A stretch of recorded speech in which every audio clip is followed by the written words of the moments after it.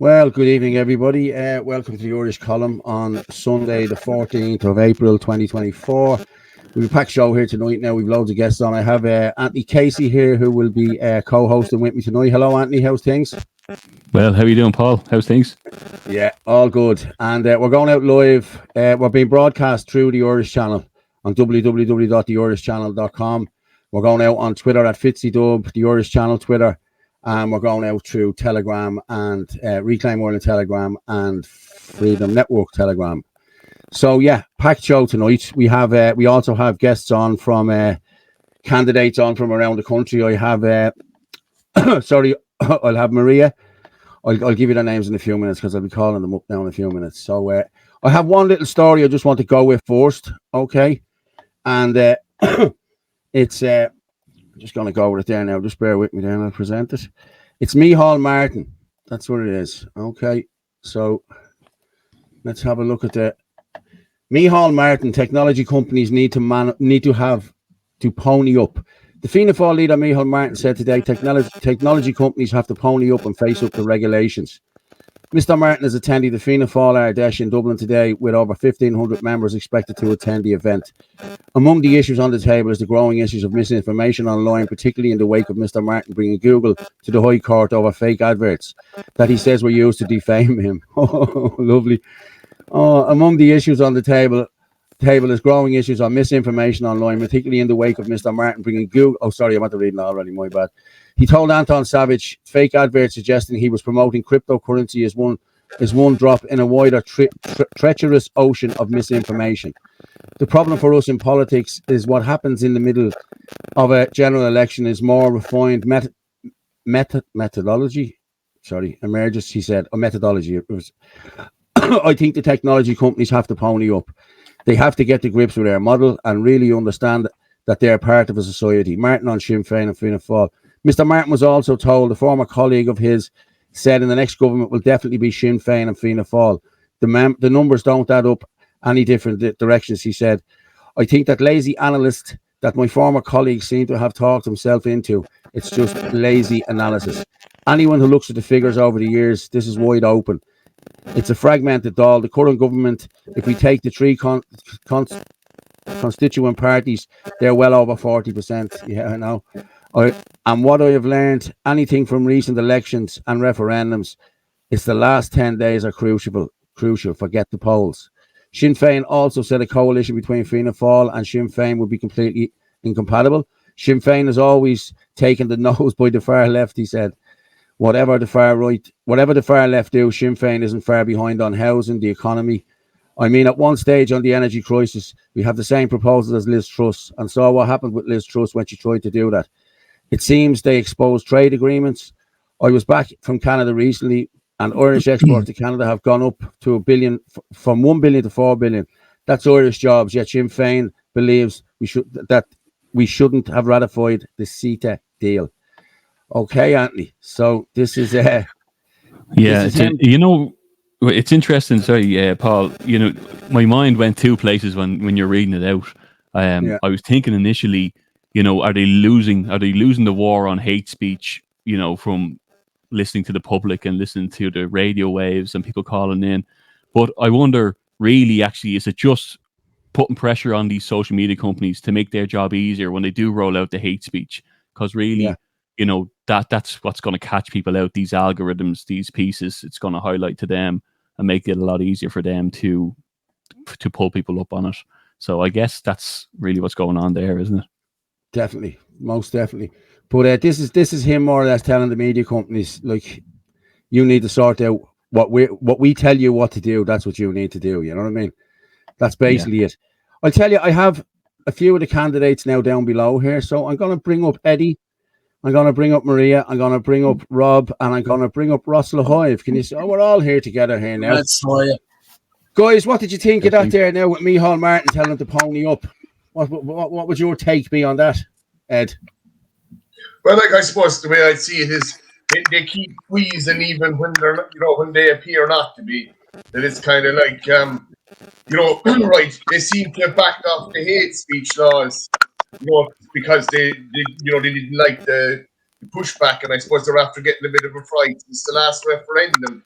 So now you can see them already soft and offering bribes for the next election already.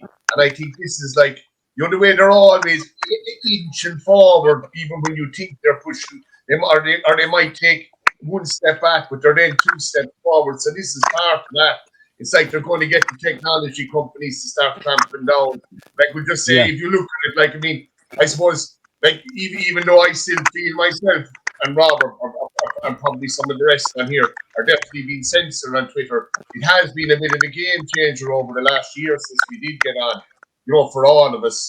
But I think they're going to, they're always working at some other way of tightening the news, even when they appear to have kind of maybe stopped. So I suppose that would be my take of it. Yeah. Ross? I actually just came in there when you were finishing up, Paul. So I didn't quite catch everything, It's basically what he's doing. He wants the likes of Twitter. It's only Twitter that's the only one that's not playing ball with him. You know what I mean? So that's more or less what they want, That's fantastic. I do think they're losing though. Big time. In so many different ways. And we're candidates here, and I think we're going to try to ride that wave. And we have a great chance now, more than ever. And we do have to put up with a few things being candidates. Paul, I understand. Like I'm up tomorrow for a knife charge myself. Yeah. Same I heard your story. They came after you. All you were just clearing up like a decent person would. Do all the time, like I do all the time. I wasn't even part of what happened. You know what I mean? We was arrested 15 minutes after all that commotion. It's political policing at the end of the day. But you feel pretty confident yourself, Paul, do you? Oh yeah. Good. And I'm up tomorrow myself. If anyone is listening and anyone has any footage of my arrest, if you could send it in to me. There already is footage there, but I'd like to get a few more angles just to bring into the court with me and show exactly what happened, because like I was walking away, you know what I mean, and the guard came after me. That's what happened, you know what I mean. Anyone who's seen it will tell you that, They're particularly bad up in Dublin, Paul. Yeah, the Grady they're like a different breed up there, Oh, definitely. At least they have a sense of at least pretending to be half decent and cordial and everything else in the rest. But Dublin, it's another gear. They kick it up to another level up there. I've seen it many times myself. Up there they're a little bit rougher up there. Well, I seen it last year for the first time in Turnipin Lane when they moved all the women and when they moved the old women out of it. And then I seen it again in Rosscray, and then I seen it on the riots.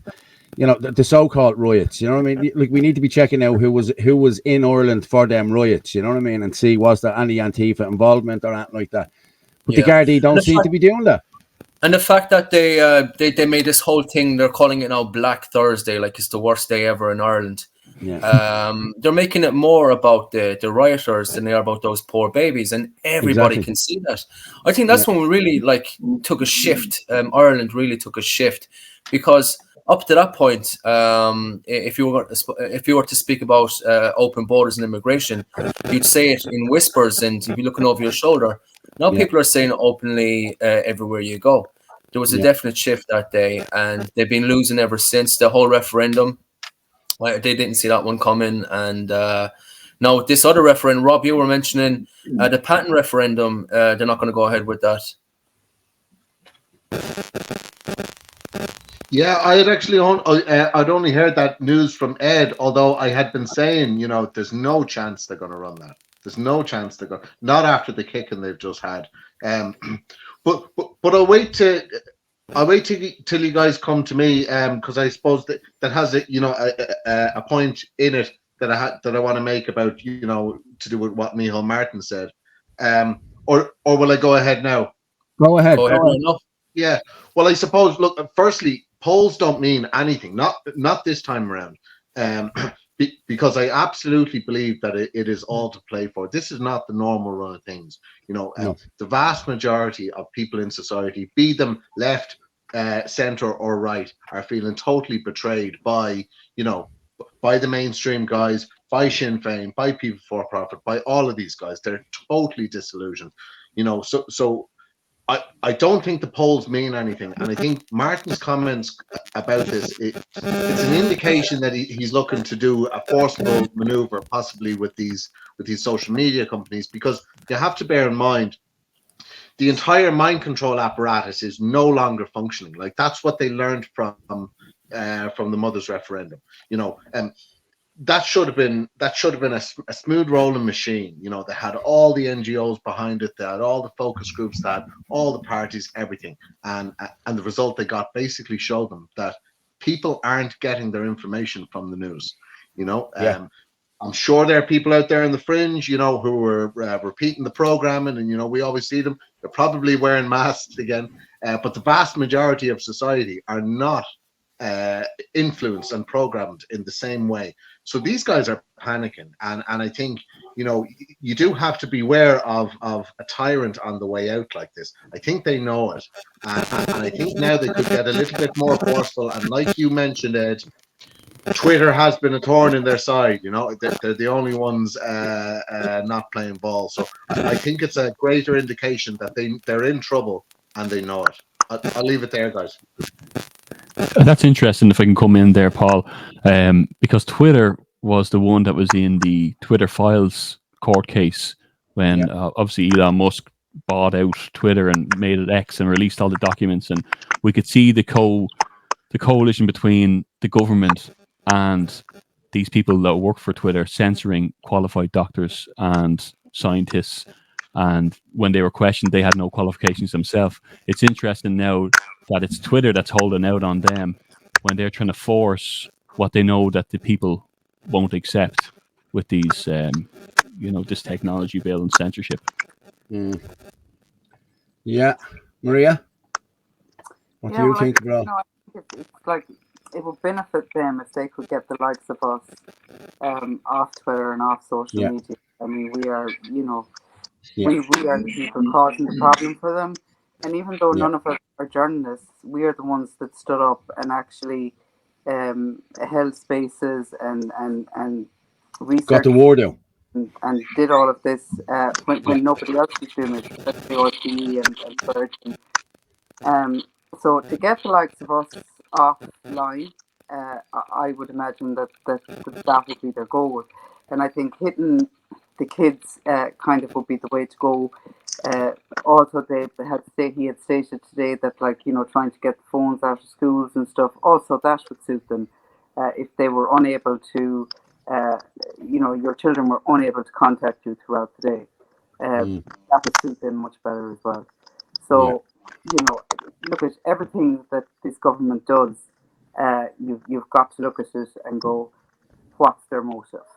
And I think their motive is to get the likes of us off here, because we are the ones that are speaking out and giving the news, even though we are not journalists. So I think that's really the end goal for the government. Yeah. Lads, just want to pick up on as well how the media are very biased. Is someone typing or? I don't know. I'm hearing that myself. Clicks. Sorry. Click. I don't know. It's a sound issue.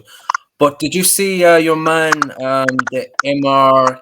What's his name? That Muslim Dr. El Kadri. Yeah. Right. Did you see the glowing review? Was it the Irish Times or whichever one it was? Bigging him up. And then when they report on people like Philip Dwyer, it's like a hit piece, literally having an Irishman being slandered and a Muslim fella who, by the way, if you went to Pakistan where he was born, it's against the law to vote anyone in that's not from indigenous to Pakistan. It's and he's there pointing their fingers at us and everything else.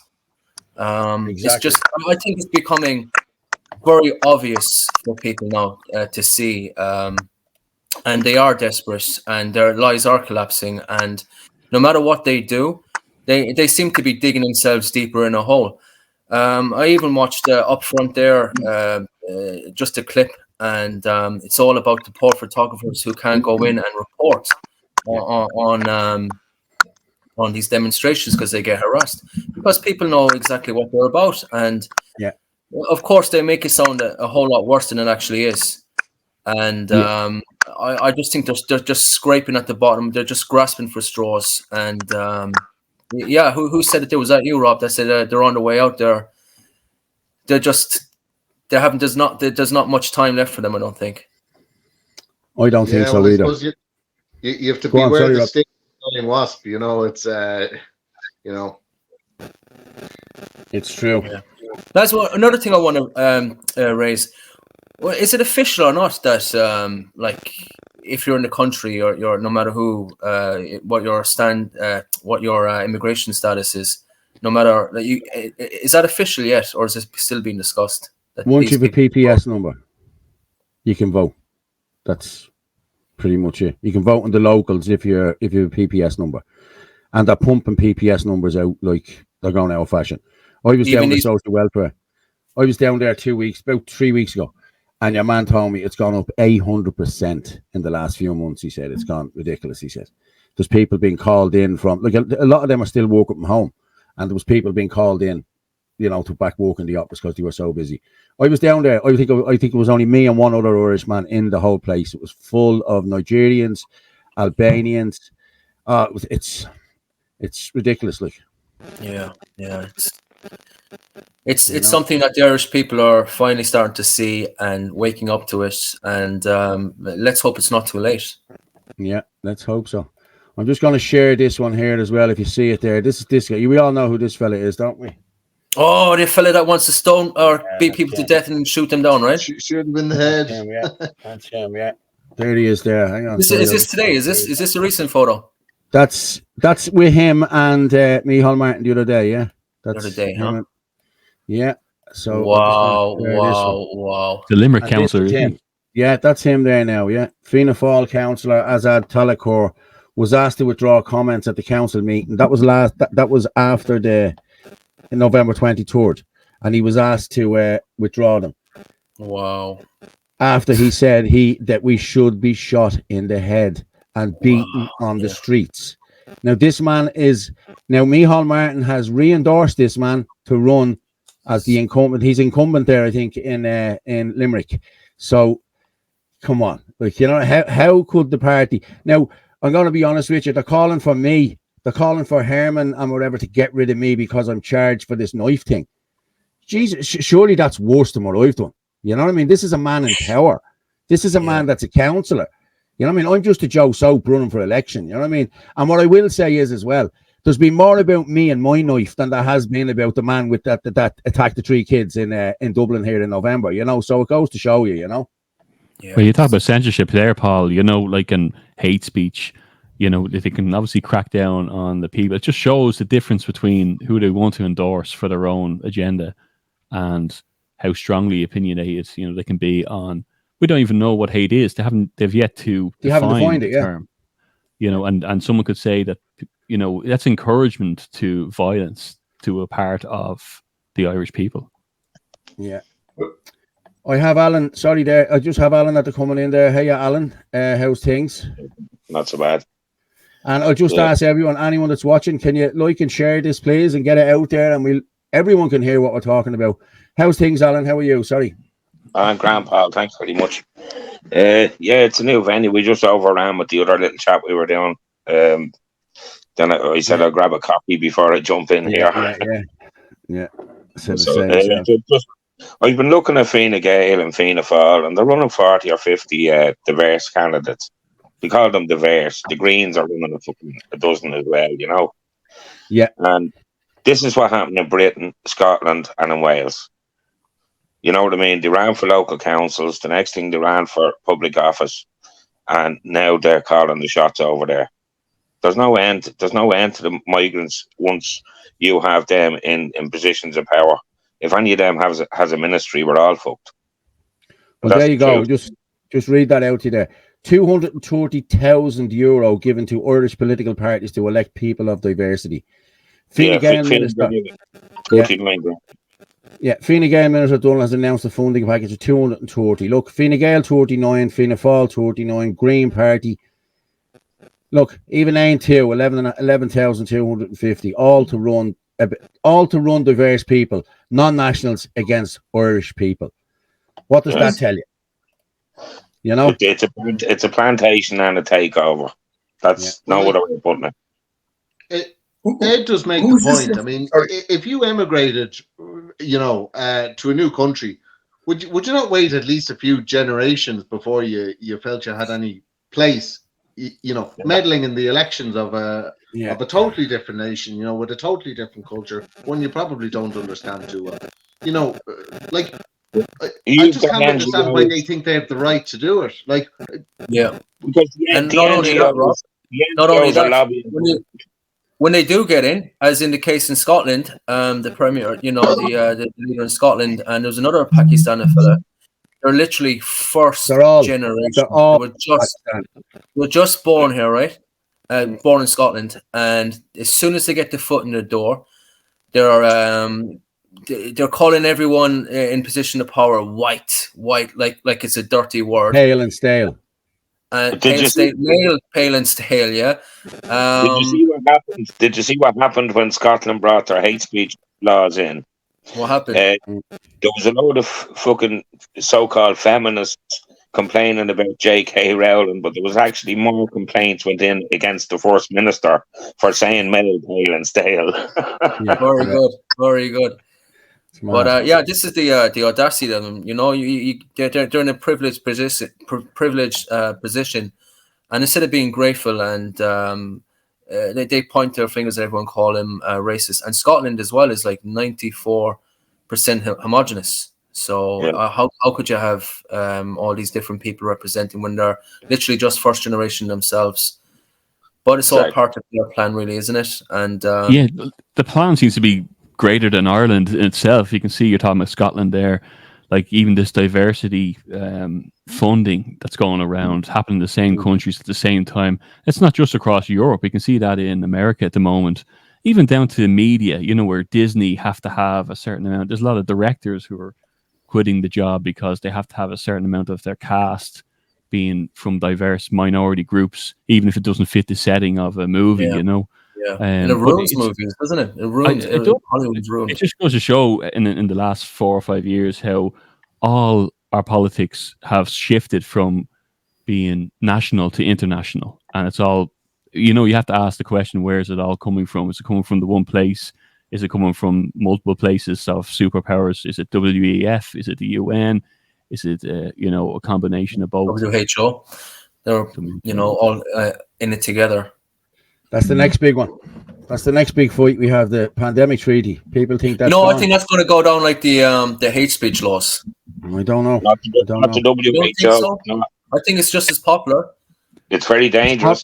It's very dangerous, but that's the thing. Is there any danger of them signing it, you know, by the use of force or guillotining it, or you know? Well, they've no plans for a referendum, so we need to call for a referendum. Every person in the country that doesn't want to be controlled, because I didn't take a vaccine for a reason, because I didn't trust the fucking government or the WHO, and they're going to force vaccinate if this law is passed, because I had my head down the rabbit hole, and they are releasing another fucking scam-demic next year, and it's supposed to be 20 times more potent than the COVID. It's all planned. They're not even hiding it anymore. They're fucking telling us what they're doing, and everyone's going around like with their head in the sand, not looking up or nothing. What you get sprayed from above. You see, I've been saying this about COVID from the word go, Alan, and I never even took one of them things up my nose. I've never even got tested for it.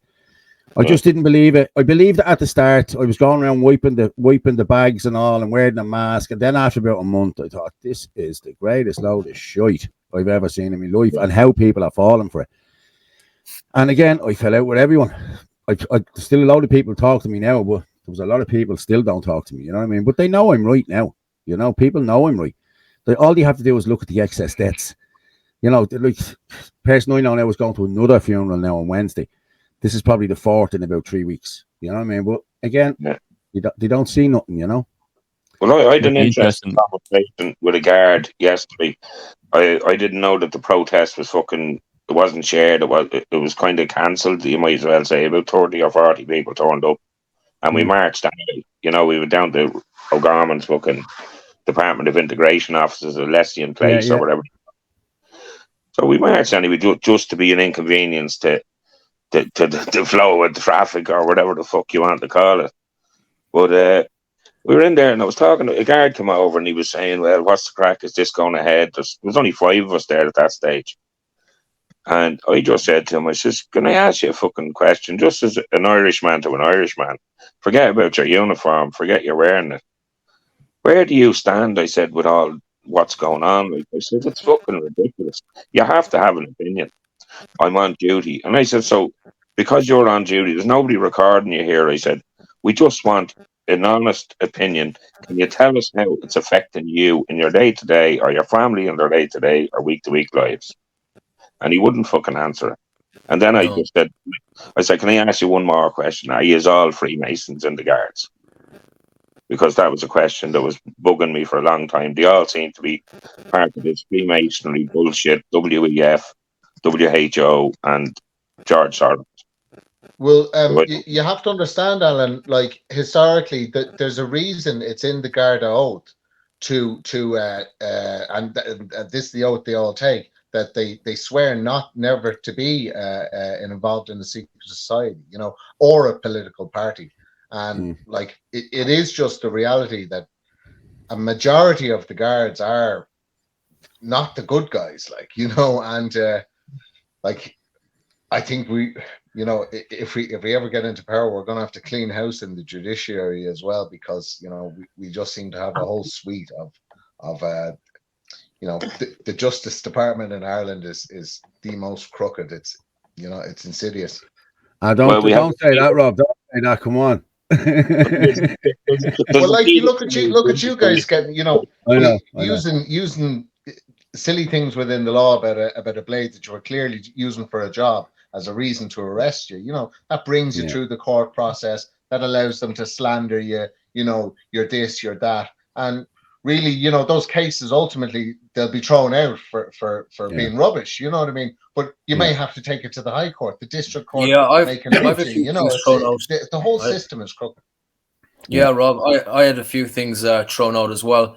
I was arrested for asking Micheál Martin a question there a little while back, and I went to a few for mentions, but ultimately they threw it out. Probably because they might have felt I might have appealed it, and ultimately he might have to come and speak as a witness, and they don't want that, you know. The Lord Mayor situation, that whole thing, it went to the DPP, and they decided not to go ahead and charge either one of us. As much as they wanted to come out after me, they wanted to protect his reputation even more. But it's like that. We've all experienced, anyone that puts their head above the parapet, you're a target, and they're going to come after you. Absolutely. Yeah, it's true. It's true. Yeah, wanted to pull back there, actually, Paul, to if the WHO referendum there, and that if we need to call a referendum because we hear this video that's going to be done behind closed doors. Can we even tackle it? And I see a lot of that change.org, you know, put your signature down, and we'll amass 12,000 signatures and we'll put it out there. And it seems to be what people are doing to share. I was going to say we could share it at the end of this video, but I shared one recently, and someone said to me, "You got to watch out for that change.org. People are not signing it anymore because Bill Gates that they're taking a big investment in it, and there seems to be a political buy-in to this, so that it can be censored and not pushed through anywhere." What's that one? Let's make change.org, is it? Is that the one? It might be Let's Make. Yeah, it's the most common one used that I've seen being circulated. I think Ben Gilroy was pushing that, wasn't he, a while ago? Let's make change.org as well. I think about the pandemic treaty. Yeah. So, Anthony, are they saying then that there's a danger that they could use your information and all these signatures and, you know, put them down, that, you know, and say, "Oh, these are all the people who are supporting the pandemic treaty"? Yeah, maybe it is identity. Maybe maybe it's to push back and deter people from signing it. And that's what I was told when I shared it, that you'll find people who are more hesitant to sign if it comes from, I think it was change.org. And I said, because this now was compromised also, but it's saying people who are compromising everything, it seems.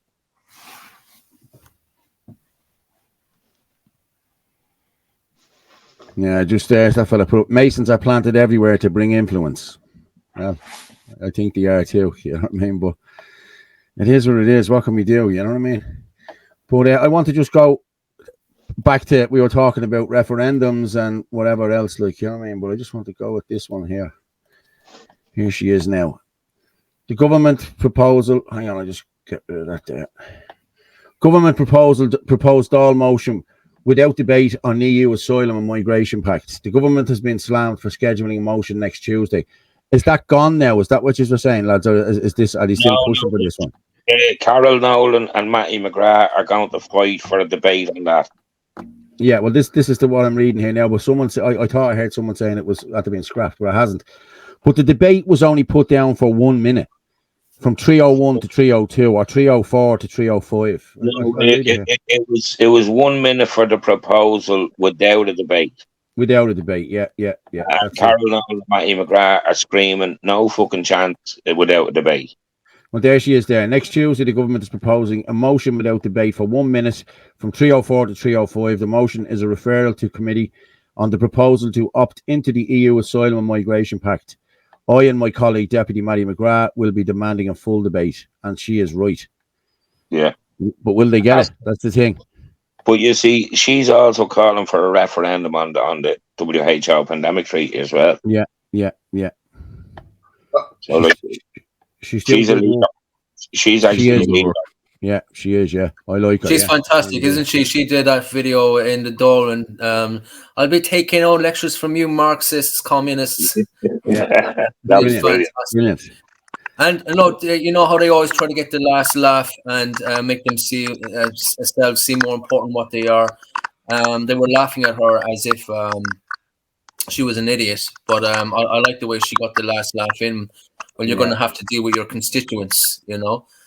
Now, if she was your missus, you wouldn't want to be home late for the dinner, in fairness.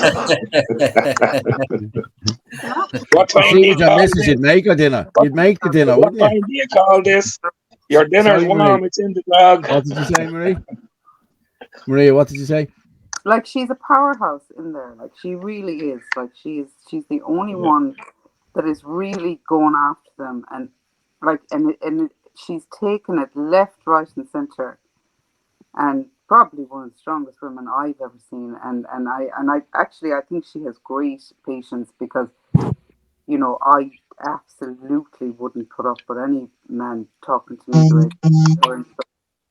But I think what's important is that we have to get in there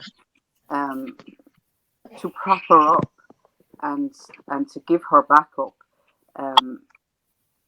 You know, that there's more than just her in there, that she's going to have the backup, that she's going to have you know, people standing by her and saying that you're absolutely right. And because at the moment she really is out there on her own. Okay, I know Matty McGrath is there, and I know Michael McNamara is there, but in the last few weeks she has been an absolute powerhouse in that role.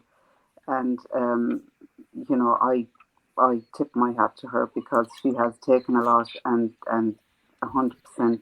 It's fantastic, Maria. I mean, you know, the people that spoke out when it was the toughest time to do so are now completely validated. They got the credibility. They got the they're not going with the direction of whichever way the wind blows. And now we see all these politicians from Fine Gael, Fianna Fáil, Sinn Féin. They're all doing a 180, and they sound so insincere. They're like a piece of glass. People can see right through them. You know, you know, they're trying to jump on the bandwagon of like they were the whole time, like as if this is the way they felt, and they just look so insincere.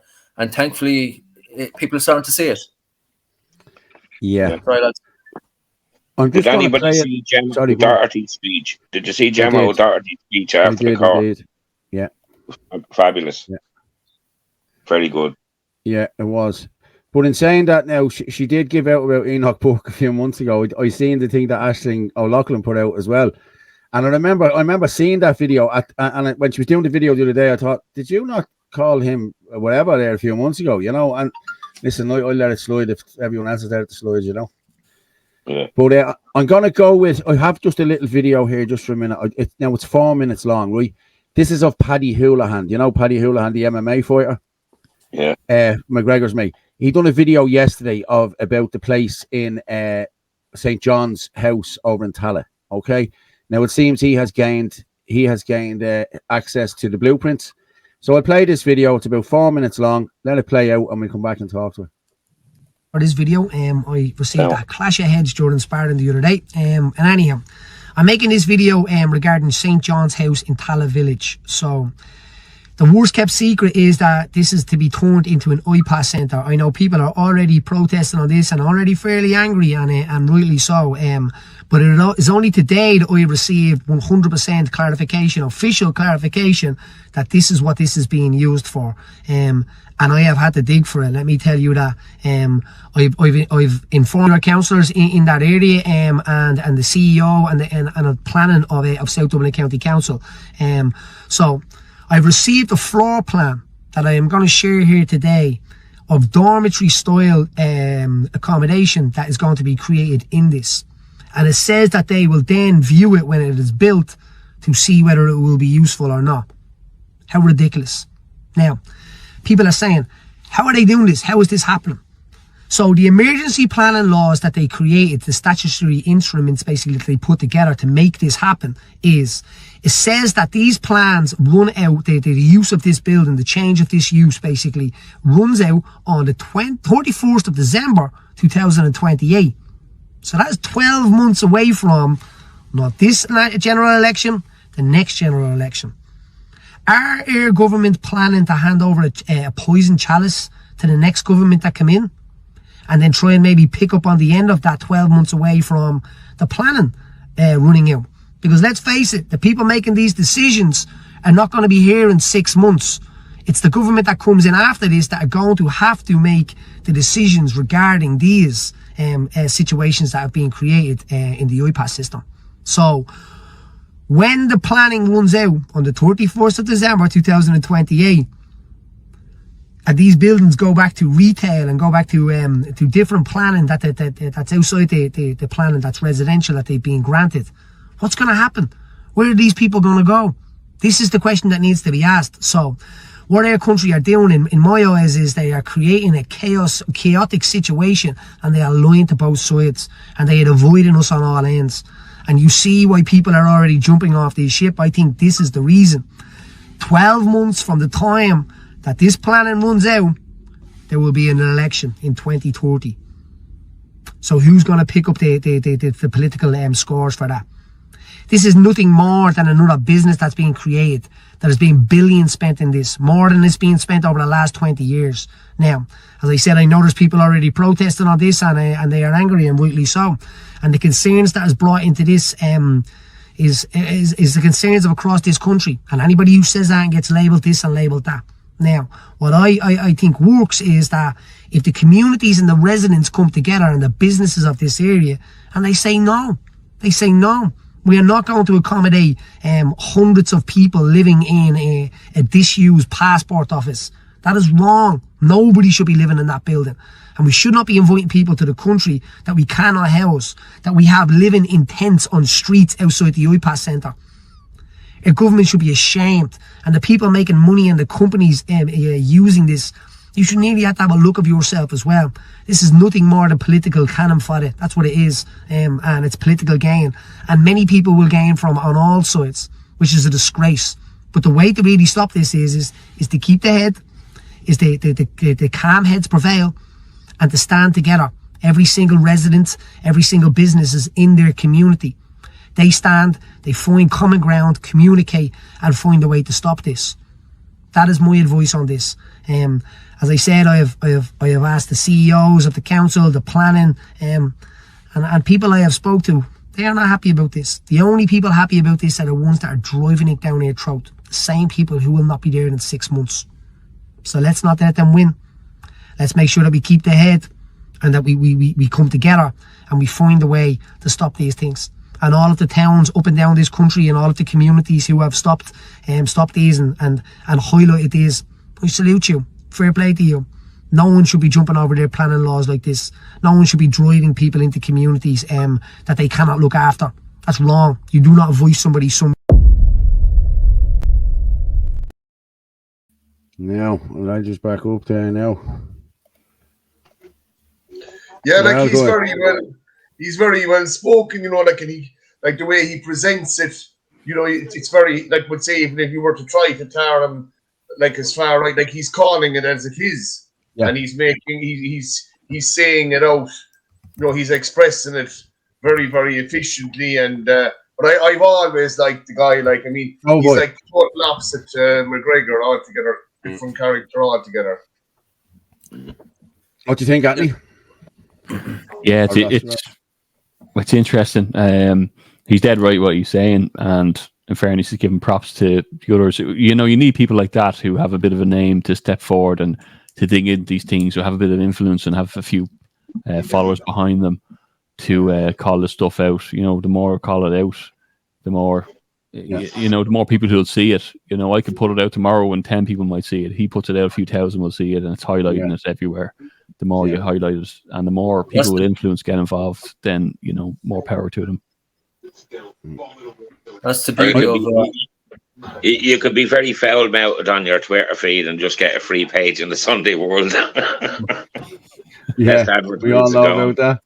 That's the beauty of Paddy Houlihan as well. He was known as an activist before he was elected, and I think the same will go for us. You know, we've been very outspoken, and people know what we stand for. They know that we have a backbone. They know we're not going to be afraid to speak out, and if we are put into these positions, we're really going to shine a light, and that's why they don't want us in. Exactly. Paul, I have to actually go. I've a few things. Okay.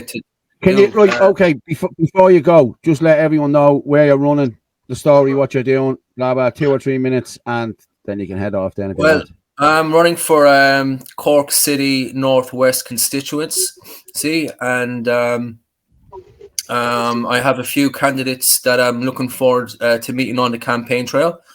One, Michelle Gould, Tommy Gould's wife. She's an SPHE teacher, and we all know what that involves, and the the indoctrination with kids, and like this is another thing where people are absolutely reeling. Woke is dead, and it's all collapsing around them, and this is one of the main reasons, because they're teaching. You go to the HSE and they give you a form, and they tell you to trust the science. But the questions that they ask you, what are you, male, female, or other? And nobody wants. It's just not catching. No. And I'm up against this fella by the name of Saoirse Mackin. Big Mickey, Big Mike. They did another lovely fluff piece for this fella. She has to choose between his to get an operation or to get a mortgage, and the tough times of transgender. We don't want these people in because they're going to be telling if they get in these positions. Oh, when I was a kid growing up, I had no one to guide me, and I felt very lost and alone, and I just want to help these kids, Yeah. That's their look. It fits in with everything, but I'm looking forward. The ironic part of this is nearly all these kids are autistic that are transgenders. You know what I mean? 90%, so 90% of them are, aren't they, Maria? Is that true, Maria? Yeah. Your mic is off. What did you say there? Sorry, Paul. I said, is 90% of the kids that's transgender, do you reckon they're autistic children, don't they? Or do you have autism or whatever? Asperger's. 40% are diagnosed. That's what they know. That's the statistic. And anyone that has dealt in autism knows that the amount of undiagnosed that goes through is off the scales. Now, I would know by looking certainly at a lot of stuff like that Ross has done, and a lot of the young people that come up towards Ross. I would know by looking at them whether they were on the spectrum or not, and they are. 100% they are. Yeah. And the biggest problem you have with autism is obsessive behaviors, which comes with Asperger's, right? And they take something and it becomes obsessive to like off the scale. And this is the problem. And the problem with autistic children, especially Asperger's, is that they feel that they're in the wrong world. So if somebody says to them, well, maybe you're in the wrong body. Yeah. And then they run with that and they become obsessive. It becomes an obsessive behavior. And this is the problem. This is what you're dealing with. They're not in the wrong body. They've just latched onto it. Yeah. Hey lads, I really have to go. Thanks again. Okay. No problem, Ross. Listen, good luck tomorrow, and we'll talk to you again, buddy. Thanks very much for coming. Appreciate it. Ross. Nice to meet you. Thank you, Ross. Bye. Cheers, Ross. Bye. I jump on that, Paul, as well. The point ahead, that Marie is making there, 40% are diagnosed as autistic. It's a scary thought to think, that kids who are looking for the help are the ones that are getting targeted for this kind of ideology push. But I have also heard that, it's when these children are going through gender dysphoria. So it could be a mix of the autism and the gender dysphoria when it presents, and that's when it's taken, because I believe, they say 90% of kids go through gender dysphoria, but 80% of them come out of it by the time they're 17, and the other 20% are gay. And that was a big study that came out last year. That it seems as though they're trying to find any marker they can to push this, and they're not pushing the 80-something% adverse reaction rate. There was another study released only this week, and it was a 15-year study that said something around the percentage you're talking about there, Anthony. About 70 to 80% of them actually grow out of it, like it's a phase. That's right. Same study, I think. Yeah. So the way I'd be looking at it now, with a critical, when you're critically thinking, the way I'd be looking at it now is this a way just to reduce population even by one generation? One generation of the population doesn't reproduce. Yeah. Do you understand where it's going? Yeah. And it's all across the world. Trump is the only one that's going to stop it over that side. He's going to charge people that's teaching it. I think you hit the nail on the head there, because it seems to be this reduction in population seems to be the key behind everything here. It's the carbon they really want to get rid of. It's so they can roll in a social credit system the same as China, and so they can control that confined number. But if this WHO scamdemic treaty goes ahead, we're all fucked. So we need a referendum on that as a sovereign nation. Regardless, the people need to vote on that, not the government. Yeah, the government are already bought and paid for. I do think it is linked to vaccines, though. I know that is a view that they often say that those links aren't real, and those studies are fake and stuff. But ultimately, we don't know what's causing autism, and it is increasing. Now, our diagnosis is increasing, and that is probably true as well. But if it was increasing as well, if incidence of autism was increasing as well, we wouldn't know, because we wouldn't have a measure of it. Do you know what I mean? So if it is linked, there's no proof out there that's dispositive of the link between autism and vaccines. Okay. Nobody can disprove that link, because we don't know what's actually causing it. Do you know what I mean? Okay, well, I'm going to go, now that we're talking about that, I have another little video lined up here of Peter McCullough talking about it. And I'll bring you in, Maria, because you have a young fella with autism, have you, Maria?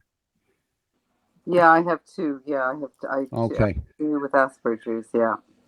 Okay, I'm going to play this video, right? Okay, and he's talking about childhood vaccines being the cause that 1 in 30,000 kids had autism in the 80s, and 1 in 30 now has autism. So I'm just going to go with this, and then we'll come back and talk to it. What we've learned is this childhood vaccine schedule is not what we thought. And now, critically looking at it, we have a situation that we just learned that the World Council for Health, now international body, is calling for a complete moratorium on childhood vaccines. First international organization to call for that. Why? Because the vaccines are piling up one after another. They're being given in multiple salvos. There are safety events now that we learned. In 1986, the U.S. passed legislation that indemnified the manufacturers of vaccines. In that legislation, it says the vaccines have unavoidable harm. It says that. So what are the harms that we're seeing?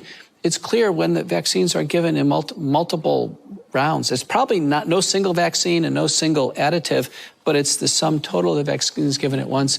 We're seeing a strong signal towards neuropsychiatric disorders, so attention deficit disorder, Asperger's, autism, seizures, allergic diseases, asthma, atopic dermatitis. And even death. Need for termination, sudden infant death syndrome. And then the converse now. This is the converse, which is papers by Mawson, Hooker, Miller, Thomas, and an older Amish study. All 5 studies show if children go natural, no vaccines whatsoever, they have the best outcomes. Wow. Freedom from these things. And, you know, when I was a kid, the rate of autism was 1 in 10,000. Right. Now it's 1 in 36. Oh, my God. And there's about 200 published manuscripts showing it's a immune system dysregulation. 1 in 36? 1 in 36. Yeah. 1 in 36. The immune system dysregulation that, you know, in a reactogenic phase of the vaccine, sometimes with a febrile seizure, the inflammatory factors go into the brain, probably permanently change it. And the vignettes the mothers tell us that the child was fine up until the time they took multiple rounds of vaccines, and then they developed autism. Those vignettes are almost certainly correct. We can't pin it down to any single vaccine, but I'm telling you, in total, it doesn't look good. This epidemic of autism is a tsunami. And you know how, many, many mothers now, recent Kaiser Family Foundation survey shows, about a third of mothers and young fathers going natural. Wow. That's crazy, isn't it? Very interesting. Wow. Yeah, and see, the big problem is that, like, when they say that it's not vaccines, and I've researched this a lot, not vaccines. They have done research on the vaccines, but they've actually only done research on maybe 4 or 5 vaccines. And then they have said, okay, that's not what's causing autism, but all of the rest of the vaccines, they have done no research on. And this is the problem with the medical profession and science, actually. Yeah. Because, if you were an accountant and you only did half of the work, you'd be fired. Yeah. And you'd probably end up in jail. And this is the problem with science, that, like, if you're not going to do the research on all the vaccines, well, then you cannot say that vaccines don't cause autism. You just can't, because you haven't the data and you haven't done the research. Myself and Anthony were only talking before the show about vax.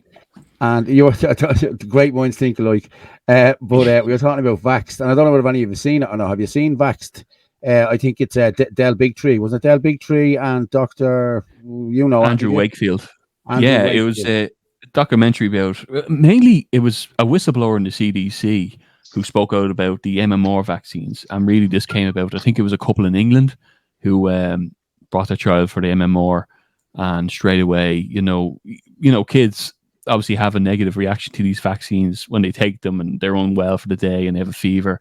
but this child didn't come out of the fever and was banging its head against the cot. And then when they aired their story, thousands and thousands, hundreds of thousands of people called in and said exact same thing happened to us. And the CDC apparently had data on it to say that that was the case.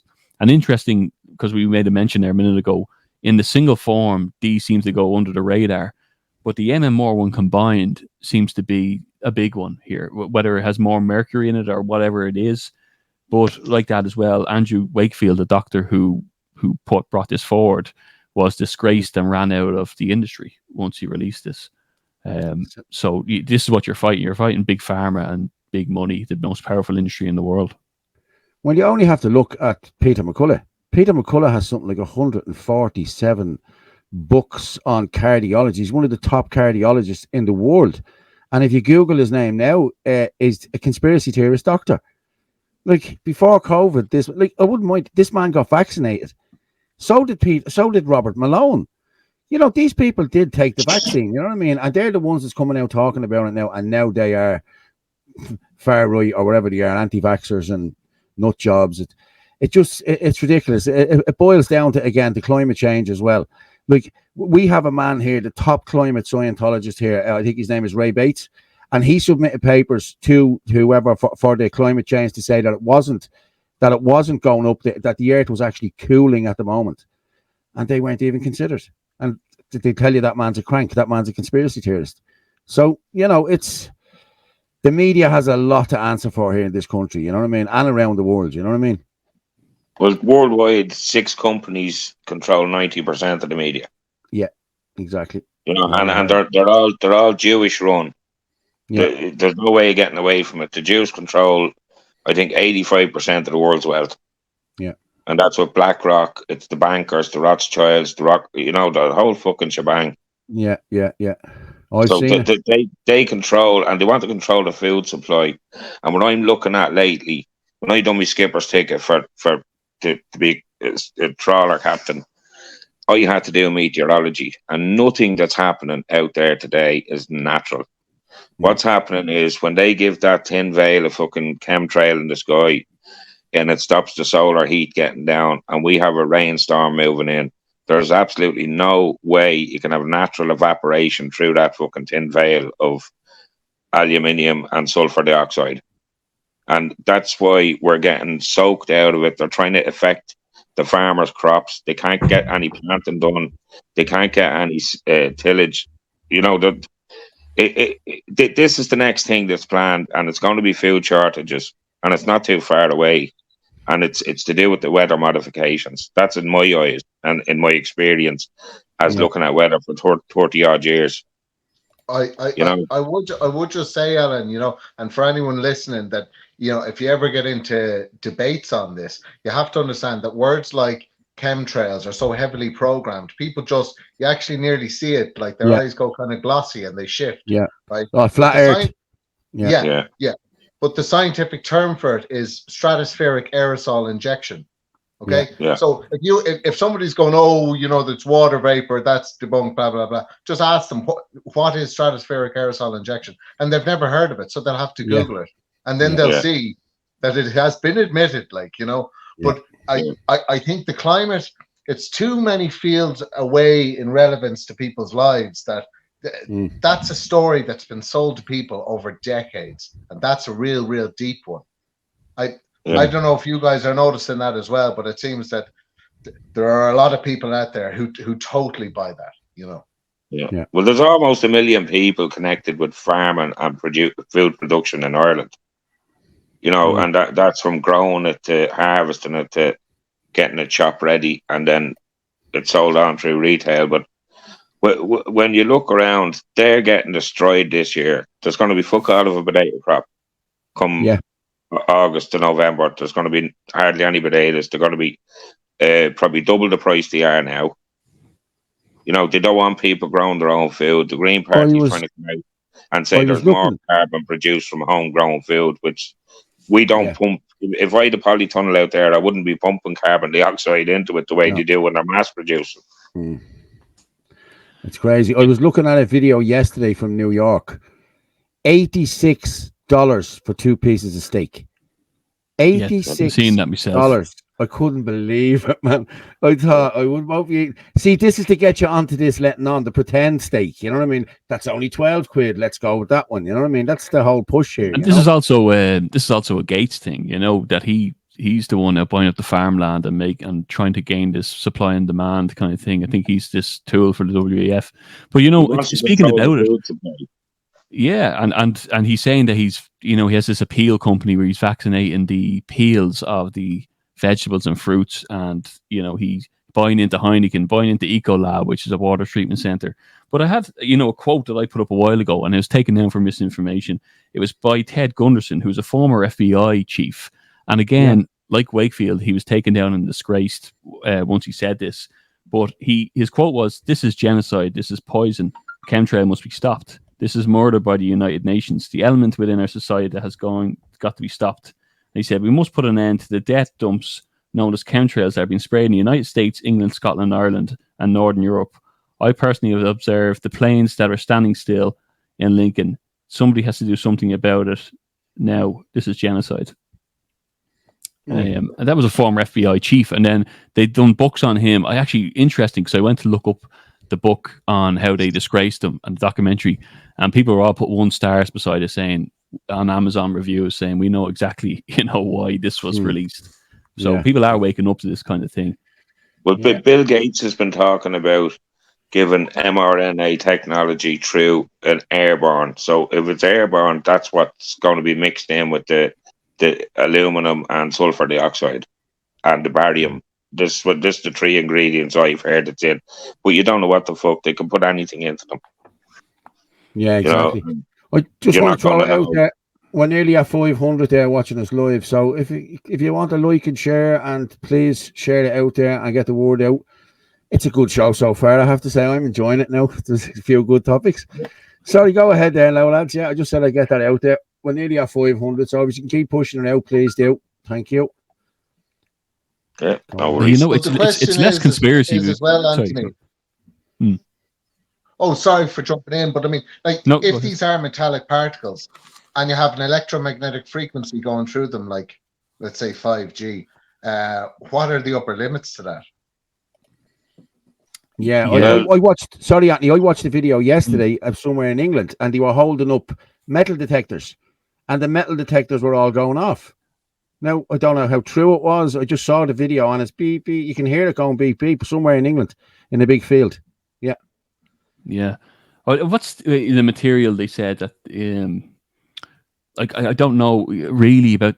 I've seen people driving around with UV, not UV, the electric magnetic field monitors, and going near the cell towers and how they're hopping.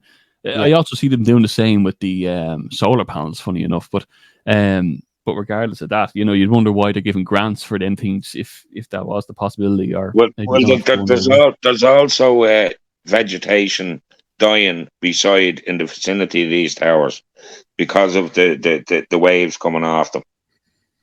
So it's bad for vegetation. Now, if you think about it, with these chemtrails, if they have metal particles in them, and then a body ingests, you're ingesting through your skin when you breathe in, you're ingesting it literally through every part of your body. So then you're going to become like an antenna when all these 5G go live. And why during lockdown, when you couldn't go 5 kilometers, right? They were banging up these 5G masts while we're all on lockdown. And that was essential services. You know what I mean? I think going and changing the bins in the maternity ward is what I was doing. I went working for Canon Hygiene just to get out of the fucking house. And I was going and doing the sanitary bins in hospitals and offices and doctor surgeries and all around there. But that's an essential service. But I didn't see how 5G masts going up all over the country was an essential service at the time. And neither was picking fruit in Keelan's when Simon Coveney brought a load of refugees in to do it. Well, the graphene, they said, is in. Did you see the video of the 5G signal being turned on and the graphene reacting to it? And they also said that graphene is in these mRNA vaccines. So, I was often wondering at a stage, is it ever so slowly moving, keeping these things moving? Like, we're hearing about these white blood clots all the time, and that are causing strokes. And there seems to be a push on all sides. Like, I think, what sounded crazy a few years ago, is more and more stacking up these days, because, I think I was a bit naive even to the world 5 years ago, and how far people can go in the, I suppose, in their purposes, and how deep these things are. But really, when you look at it, the excess deaths and everybody who has a lung condition at the moment, and everyone who's in and out of hospital for blood pressure and blood clots, and so we all know everyone who's been dropping dead. And these things are less conspiratorial. Like, I was in the sauna the other day, and I can hear the outlets talking about, how their crops are going down, and they're worried that the weather is being controlled somehow. Well, we know they've had weather control technology for the last 15 years. They did it in the Beijing Olympics when they moved the clouds out of the sky. They've been doing it in Alaska. NASA have been doing it for years. So why, if all these world powers were so intent on pushing a climate change, do we think that they wouldn't be doing the same over our countries? We know about cloud seeding. Like, we know these things are available, and this is worth, what they say, $5 billion a day, this propaganda of climate change to the US government alone. So another money, isn't it? Go on, Rob. Sorry. You did mention Anthony. You mentioned graphene in the vaccines, and there is a phenomenon, like, from having talked with Etna Brannigan, right? And she has a load of these groups of. She's organized a lot of support groups for people who are injured, and there is a phenomenon described among them of people who are vaccine injured interacting in an electromagnetic way with appliances and stuff. I'm not joking with you. Like, sound going way up, and nothing that can be scientifically studied or anything, but that phenomenon has been described. That's really interesting. Kind of I didn't know about like static, is it, Rob? Well, more like the appliances around them are being switched on when they're getting throbbing headaches and stuff. Do you know what I mean? Yeah. Or like the sound going way up, or mad static coming through and stuff as well. Yeah. Well, the brain is an electronic organ. You know what I mean? What's that now?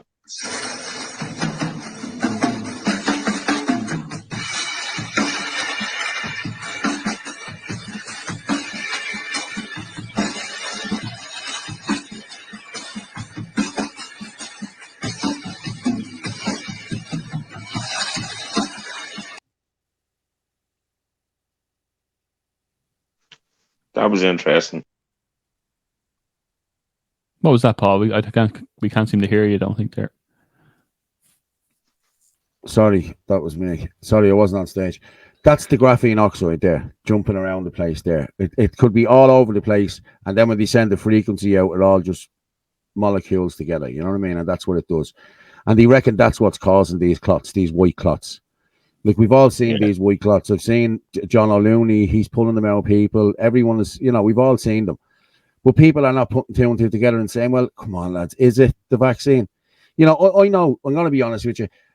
I'm a creature of habit. I know I eat the same. I do the same. I do all I do. And I know if I go out with a few points tonight and I have the shits tomorrow, it was the points that gave me the shits. You know what I mean? So, let's, that's just the way it is. You know what I mean? If something comes into your body that shouldn't be there, this is what's happening, So that'd be my take on it. Yeah, Paul, you said, like, it's not only that people they're disinterested. You get this opinion that this happened a few years ago, and I'm fine, so, we need to move on with our lives. And, they're not seeing what's coming out with Anthony Fauci in the Senate in the US right at the moment, last week only, the big COVID cover up. And they don't care that this was a deliberate leak, or that the US government was funding a gain of function research there. They don't, there's not, and I actually equivalent this to the drop in testosterone levels over the last few years. It's down 50%. I think they're making people docile, and they're pumping out distractions and the royal family and what's new on Netflix, and people are so concentrated with inflation. They just want to pay the bills, and they just want to come home and turn the TV on, and they have this 5G booster Wi-Fi inside their thing, and they're getting sick, and they don't want to rise to anything. They don't have time for that, and that's the environment they've created. So people are insulated. They're inside. They're not worried about it. I don't know. Maybe that's that's just my own thoughts on it. I think that they know they wanted to release the findings over a certain few years, and things are coming out slowly now when people have moved on with their life. But yet the excess deaths are up in the air, and because the likes of, this is why this channel is important. The mainstream media won't show you the excess deaths. People don't know what's going on. Some people don't know the farmer protest is going on across Europe, and that's the truth. I spoke to some people, it's the biggest protest in the world, but RTE aren't showing it, so we don't think it's happening. It was the same. It was the same with the Canadian protest last year. Do you remember? That was one of the biggest protests in history, and it was like nothing happening. You know what I mean? Like, and we were pumping it out. You know what I mean? I actually showed that Fauci documentary. It was 10 minutes long or whatever of him with the gain of function and with the Wuhan lab and how he has proven all this. And then, so people don't realize as well, Joe Biden is on the verge of being impeached at this moment in time. Anthony Mayorkas is after being impeached. You know what I mean? So, look, America is on its knees. Let's be honest about it. Like, and the only thing that's holding America together, as far as I'm concerned, is all of these wars, because they're involved in all of these wars. That's the only thing that's holding together. I think the dollar is gone, and these wars are the only thing that's holding. I think that's my opinion. So, what would you think yourself, Rob? I find it is useful to paint the picture sometimes, or just even to hypothesize about what the overarching plan is, you know. And I think for a long time with the general population, you couldn't have those conversations because, you know, it just didn't make sense. They had no points of reference. But now that they're starting to realize all these things are actually encroaching in their lives, you know, I do think it's useful now to sort of be able to help people tie those things together, like, you know, because it helps me make sense of Paul, I think, sometimes. Yeah. What do you think, Ed? Yes, I agree with what you're saying there. So sorry, the computer's gone a bit, just went a bit wonky there for a minute. Yeah, no problem. I have another video there to go with. I'm just going to go with a video here from Ballina. This is just Ballina yesterday, okay? I'm going to go with there's two little videos here, a minute or two long, so just go with that now first. That's Ballina. So you suggested over the phone to me when me and my family were subject to nearly being homeless. On the phone to you personally, you told me as a full-time taxpayer in this country to give up my job. And you can put them in there and give them everything for nothing. And I work, and my husband works, and my family work. And that was your answer as a minister.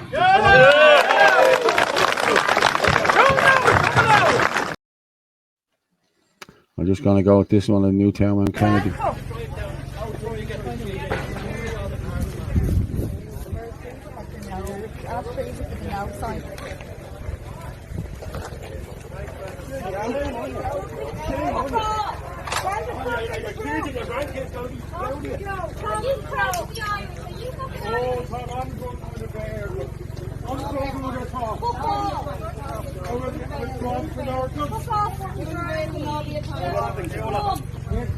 Look, RTE trying to make a laugh at Jordan people. You want to be ashamed of yourself. You're going down the wrong time. You're not Irish. You're not second to Irish. Full of shit. Propaganda. Well, that was RTE getting run out of Newtown Mount Kennedy today. Nobody wants to talk to them. You just wonder, your man there, the politician, is it Cleary? What was your man's name? Derek Cleary. But like, you like, I suppose they're on such big salaries, like they don't see the pain everyone else is suffering. But I mean, like, you kind of wonder looking at them sometimes. Are they just in such a bubble? They believe everything they say, like that. Everything is fine in Ireland according to them, but I suppose if you're on 150 grand a year plus expenses or whatever, a lot of things look a lot brighter than people suffer to pay, you know, stuff every week. They pay their rent, pay their mortgage, pay for food. You know, what's interesting about that, Ed, you know, like I've seen a study on people in the likes of the parliaments in the states and the senates, why they got into politics, and near 90% of them say that they got into politics to make society better, to help people out and all that. But yet these are the people, you know, we're talking about Carr and Nolan. There's so few. Luckily now we have the independents like yourself standing up when things are bad, and we've had enough, because they're not doing their job. But, you know, it seems that in the beginning, at least, they thought they were getting in for the right reasons. And somewhere along the way, maybe it's money being root of all evil, I don't know. But, you know, they've obviously lost their moral compass when it comes to what they're representing. I think the issues is political parties, especially when they get to a certain degree of size. A smaller political party would have more clout in a local election type scenario. But the amount of money that's behind these big parties, it just puts a big brick wall in front of every one of us that wants to run, and running on our own dime as well. You know what I mean? We're trying our best to pay our way as we go, and it's not easy. Like I can't even afford me leaflets at the minute, but I'm still running, and I'm still getting my message out on social media, and I just can't wait to go knocking on doors. And I have a team of people behind me that want to go knocking on doors for me. Yeah. You know, but it's just getting going. Yeah, I started there about a week and a half before the Novo, and I was the only one. No, there was me and a 9-2 guy were the only two in the whole of Dublin 15 voting no, pushing the Novo. Everything else was yes. The posters on, you want to see the posters they had around here, like again, it was 25 million spent on it. You know what I mean? So what chance had we got, really? You know what I mean? But I knew, and I called it on the night of the election. I said, we're going to win this hands down. I said 70-30. I said it to Malachy. I said it to Barry from Wake Up Era. And Barry agreed with me. And here we are now today, flying, winning. Yeah. That's what we're doing. We're winning. Yeah. And they're shitting themselves of us. You've seen the hit pieces they've done on 4 or 5 candidates over the last 5 weeks. You know what I mean? Yeah. Yesterday's news, tomorrow's chip wrapper. That's the way we look at it. You know what I mean? I don't give a shit. Little haughty words don't bother me. I'm being honest with you. They just don't, you know? Yeah, we all have thick skin and common sense in equal measures. Yeah. Clips like that just show you how out of touch these political class are, you know. And the same, I roll the media into that category as well, you know, that like they totally don't realize what they've done to society, you know. And like all of the suffering that people have had in their lives, families being turned against one another, you know, it was the media that sang all that home, you know. And so there's so much anger out there for these guys, and you can see it. And now they're all running stories, oh, you know, journalists are being attacked and being harassed. They probably are being harassed, and rightly so, you know. They're telling lies. For bullshit and for causing all this suffering in society, you know. But to answer the question, or like, do these people care really about society or not, or how they end up this way? Like, I think it goes back to the education system. I think we're training people to be as obedient as possible, and those political systems reward obedience right to the top, and you can see that by how wishy-washy there are on everything. They'll go whatever way they think, you know, the people and that they're being told to go. They'll do whatever they're told to do, and I think that political class needs to die. And that's what I think we're going to see in this as the elections come. I think there's going to be a whole load of people that even come out as independents that, you know, these are the people who just wanted to live their lives and just wanted to be left alone. And exactly, now we've got to this stage where it's not an option anymore, because you're not going to be left alone, you know. As your man in that you know, Rich Man North of Richmond song, he said, your dollar ain't shit, like, you know. And that's the thing, money isn't going to, you know, you're not going to be able to ride this out without suffering. Sorry, I'm in rambling territory. No, you're grand.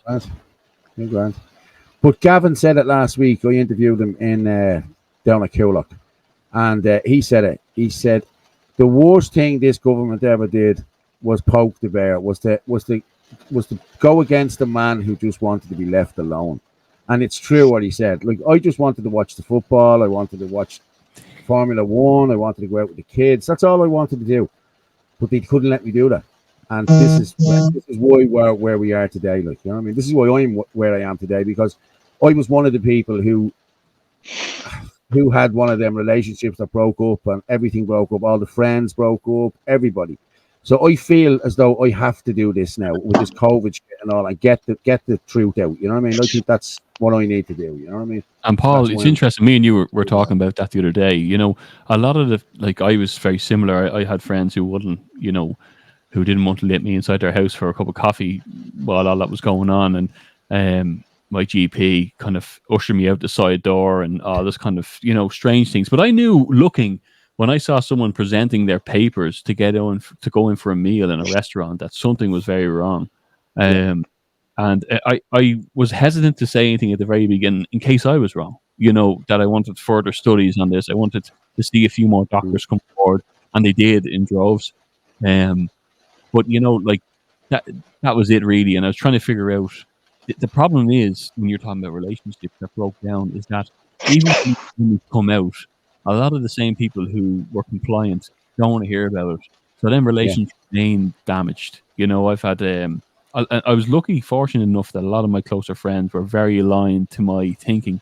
But there was still a few friends who called me out when I said that I wasn't going to take it, and said, you're not really looking after your family. And, and I know we're going down old conversations here, but, it's important as well to, in regards to the other people, like, you can't blame anyone for taking it in certain degrees, because they're pushing it maybe to a certain degree, but just because fear has been thrown down their faces, in their ears, on the airwaves, on the TV channels, every bit of the day. Some people are nasty other people, and it was a shame to see how quickly some people turned on friends and family.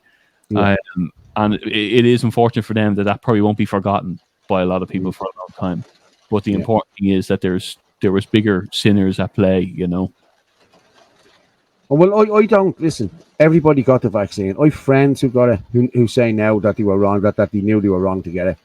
But people were told, listen, you're going to kill your granny, you're going to kill this, you're going to do this, you're going to do that.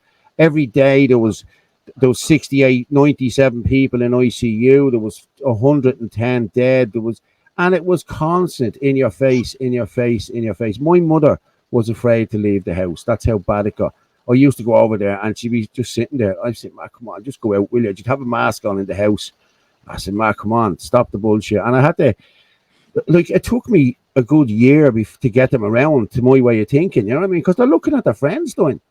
Like, my ma's friend died, and her friend's brother died. Nothing wrong with him. He went in with a seizure or a chest infection or something like that, and he was put on the midazolam program, and he died. And it was only afterwards, when she told me what had happened, I said, "Was he on midazolam?" And she said, "Yeah, I think that's what she said." And then your woman told her the story, what had happened. They weren't allowed in to see him, and then they were told he was dead. The man was only 52 or 54 or something like that. You know what I mean? So, like, this actually went on. You know what I mean? Like, and we know this went on. So people have to be held accountable for this. I don't care, and I will be one of the hold them accountable. If I get into power, I'll be calling for people to be held accountable for this. I don't mean into power, but I mean into the doll or in anywhere. I will be doing that. I don't care. Paul, could I ask you a question?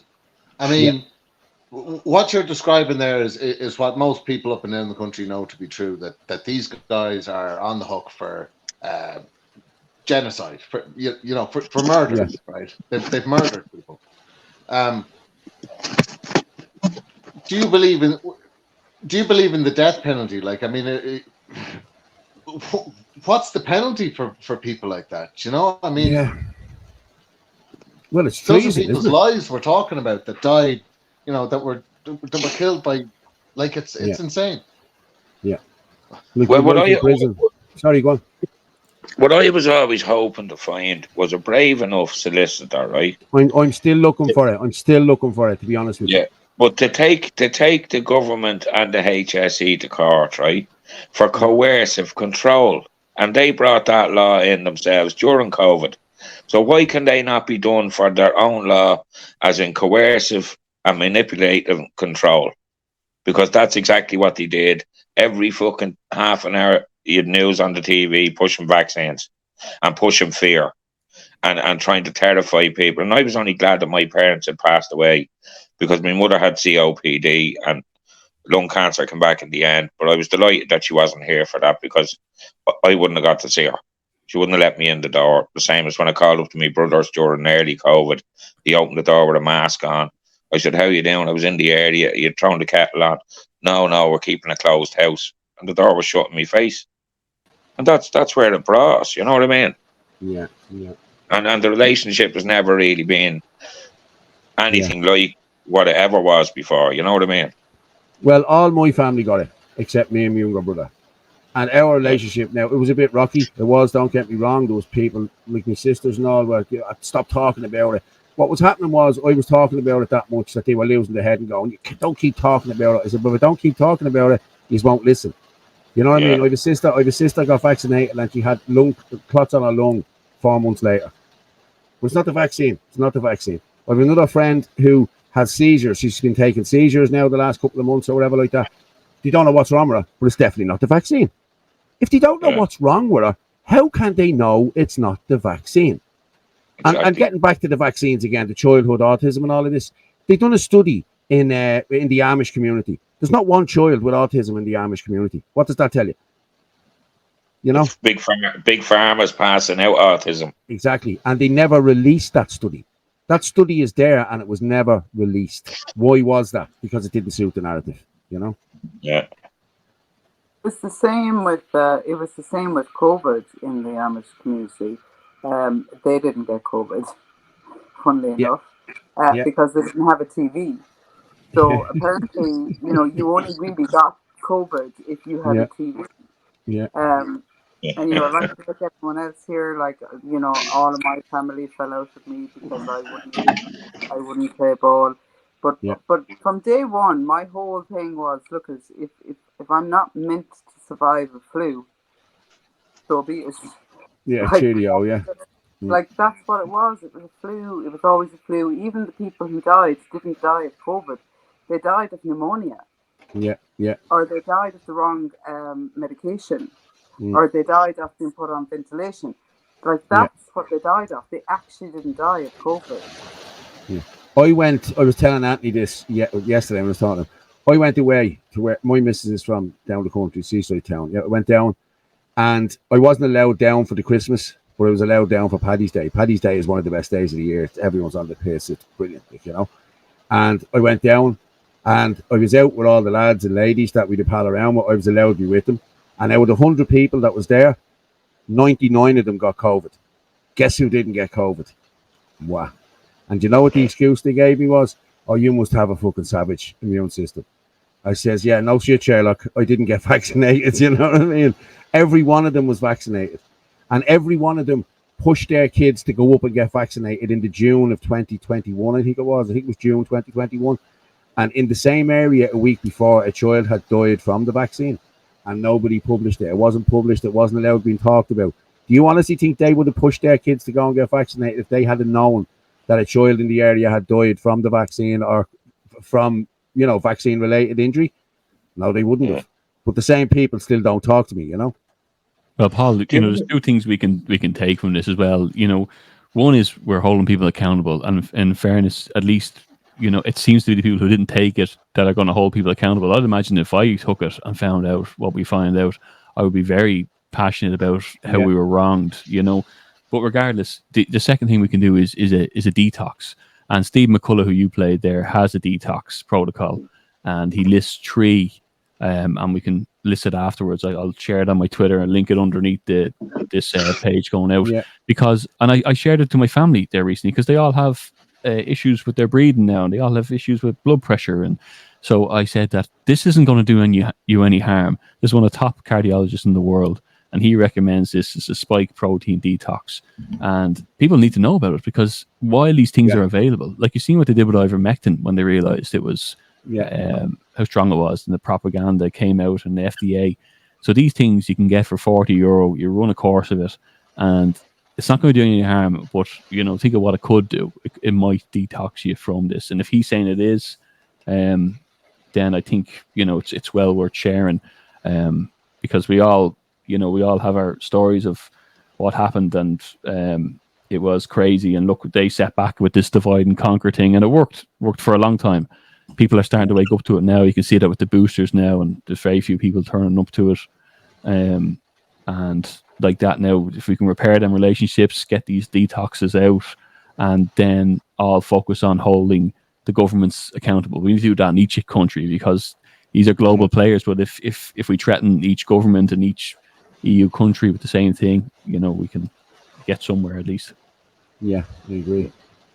Just in relation to the ivermectin, during I suppose 2020, I had an appointment with my doctor for an ongoing injury, and he says, "There ain't else I can do for you." I said, "Yeah, I'd like some ivermectin." And he says, "What do you want them for?" And I said, "Just in case I get symptoms, I'll take a couple of ivermectin, gone in 24 or 48 hours." And he wrote me a prescription. When I went over to the chemist, they didn't have them in stock. I had to wait about 3 to 5 days. Got a text off the chemist, "Your prescription is here." I went up and it cost me €45 for 4 tablets. They cost 11 cents to produce, and I got charged €11.25 each for each tablet. Like that was that to stop people getting ivermectin that didn't have a medical card? Because I pay for my doctor when I go, and I pay for my prescription full price.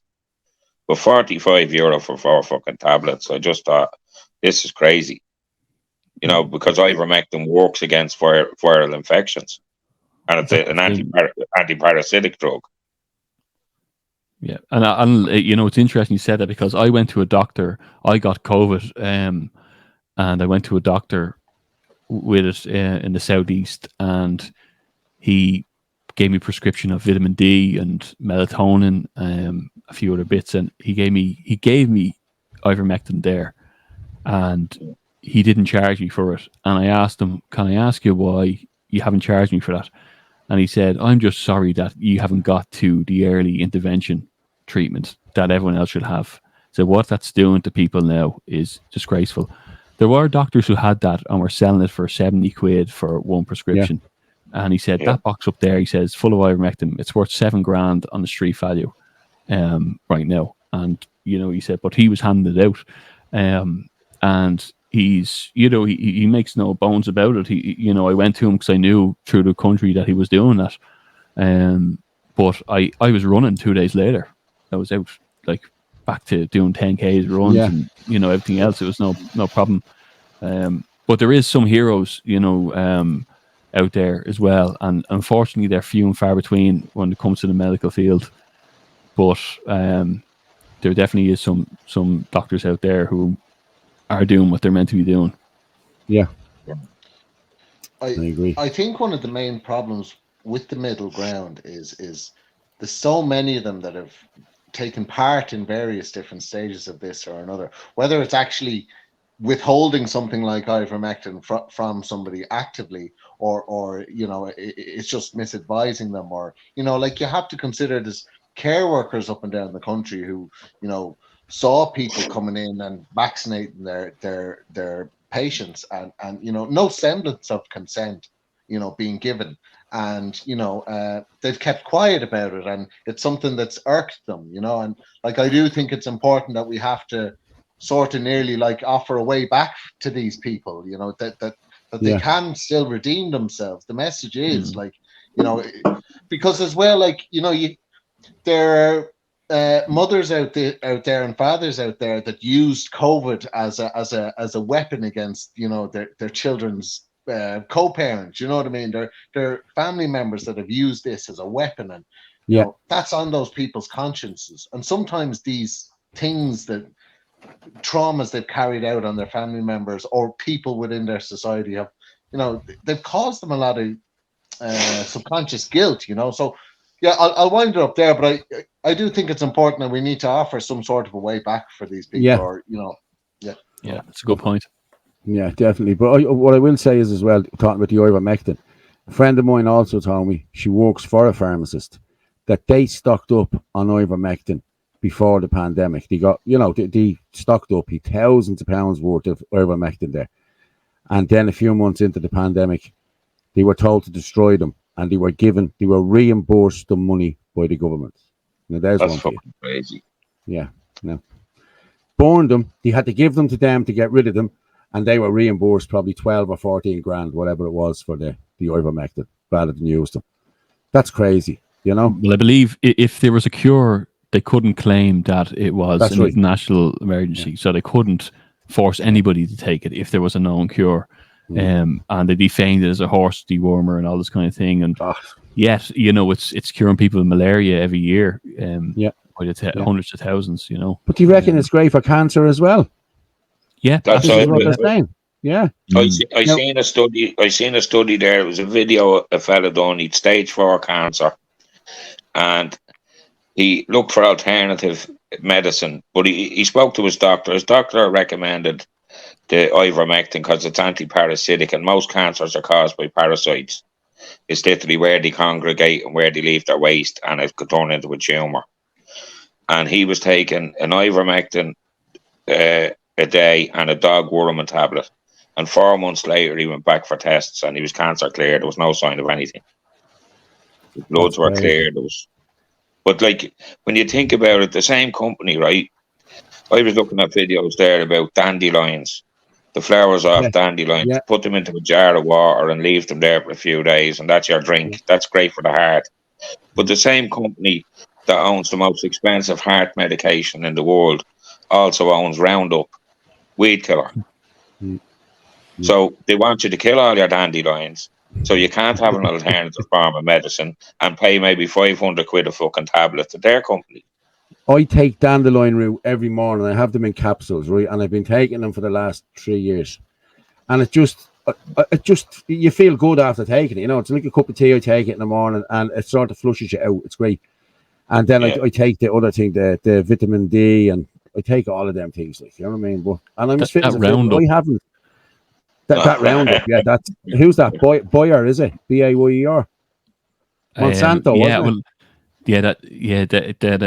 That's now in, because they switched that in EU and they're all using it more. Obviously, carcinogenic. We've all heard, you know, how much worse this is than anything else.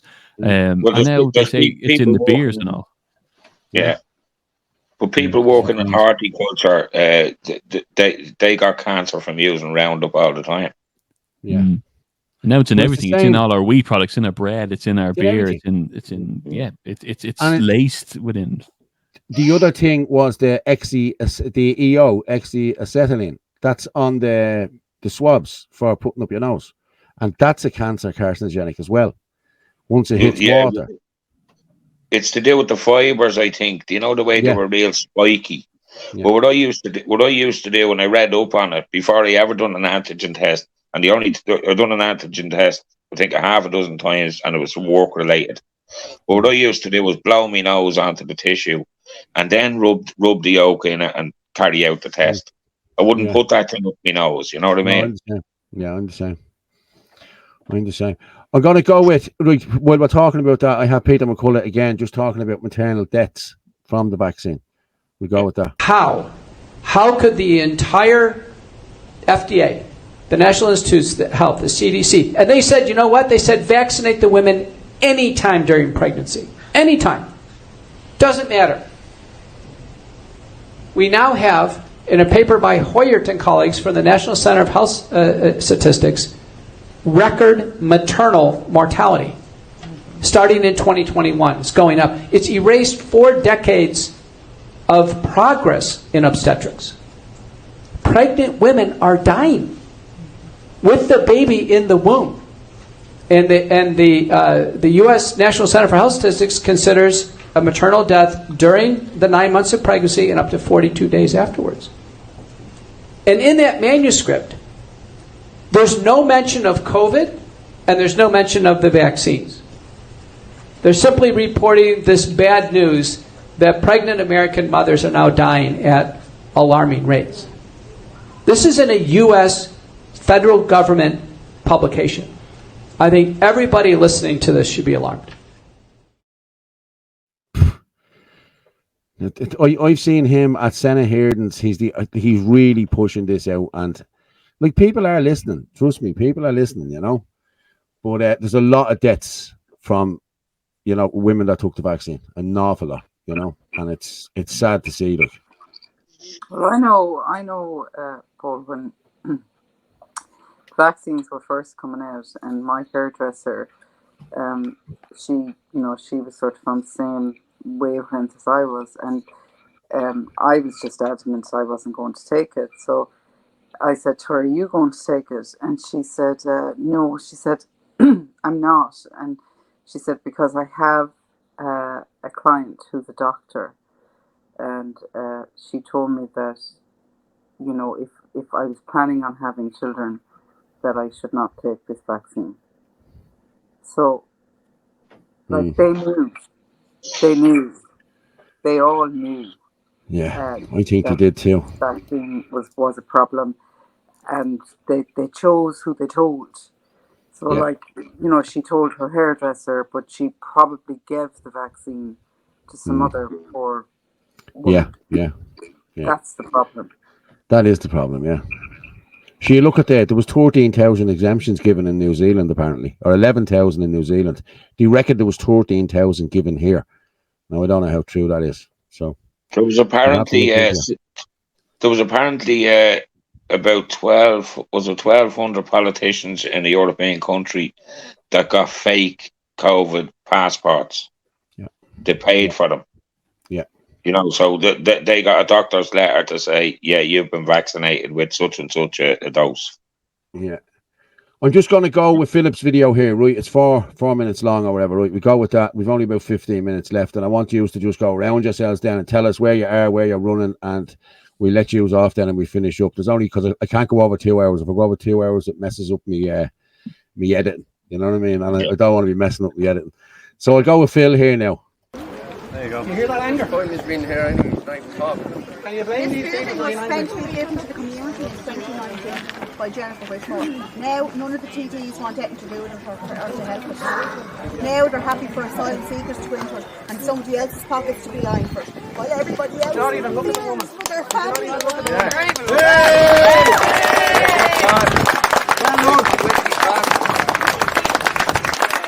Answer the woman, you're chicken yet. This is the stress you're called. I've been warned around here. Everybody around here is fearful for what's going to happen. And it's not speculation. It's because people have seen it for every other county in this country. It's the Ballina effect. It's not people saying things. It's not hearsay. It's things that have happened. There's a GAA pitch there. People walk this road. There's people in Wicklow Hills and fucking homes they're going to sell their homes. Unfazed by it. You're part. You got an answer to say. Let's go home. Why are you even here? 1 kilometre to the children's playground. Have you any answer for that lady, that local lady there? Whatever about me you think of me, have you any answer for that local lady? I'll speak to that local lady privately, won't speak in front of you. We all need to the constituency wants to know anyone represent us. She's the representative. Leave knowing that you have no voice from us. Just leave, you're a traitor. Just leave. Yeah. Pat, you're welcome for us all. I'm not going to speak in front of you. Sorry, I'm not going to speak. When are you going to speak? You're meant to be. They're here for us. You're meant to be. We are your speech. You're meant to be talking in public to all of us. We were appointed here. So you're calling another Irishman. What is it? What's the name you have called me? I'm not doing an interview with you. I'm not doing an interview with you, all right? Okay? I've been here several times and you haven't been here. He has. He has been here because we've invited him here. I spoke to you and you acknowledged that the people here had an obligation to take these people in. That's what you said. It's on camera. Anybody can look it up. That's your political system, guys. That's your political party. They treat you with contempt. They have no respect. Where is that freedom for? What are the government parties?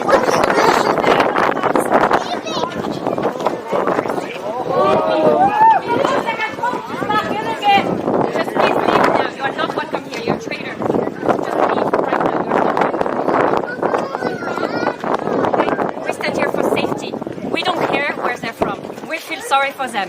What we do not want are men, just single men. That's all. You do not care. We care about all the vulnerable people here. Children, families, women, elderly people, disabled people. This has been a safe community. I've been in Ireland for 20 years. I'm not standing for that. Leave now. The door is there, over there. You are not welcome here. Don't look at me like that. I think you don't want it. I think you don't want it by the You think you're people. going to get any votes from us being here? Just go, please. We're asking you. This has been peaceful. Just leave. I think you've had your answer, Senator. The people of Newtown Mount Kennedy We do not want you. They don't want you, and they don't want Fianna Fáil, and they certainly don't want this government's failed immigration policies. We need to put the people of Ireland first.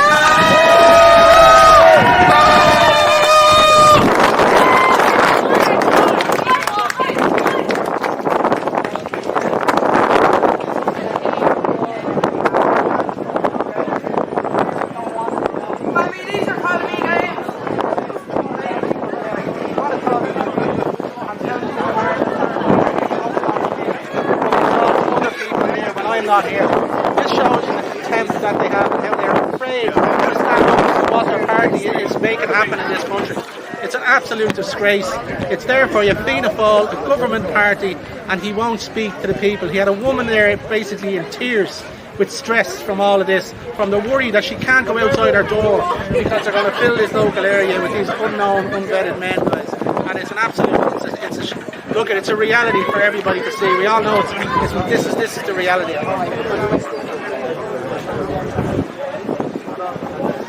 Doesn't care a jot.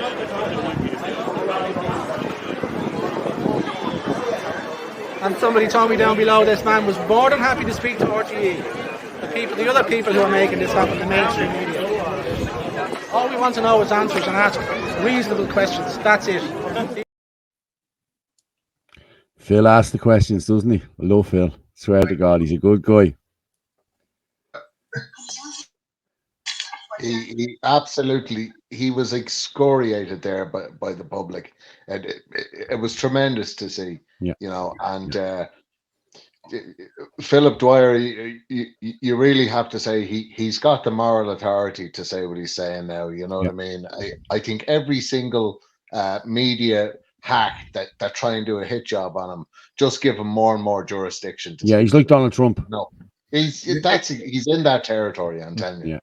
Yeah. I have to say, like, you know, people have different opinions on him, but like, I just think if there's anyone I'd like to see inside the EU Parliament, it's Philip.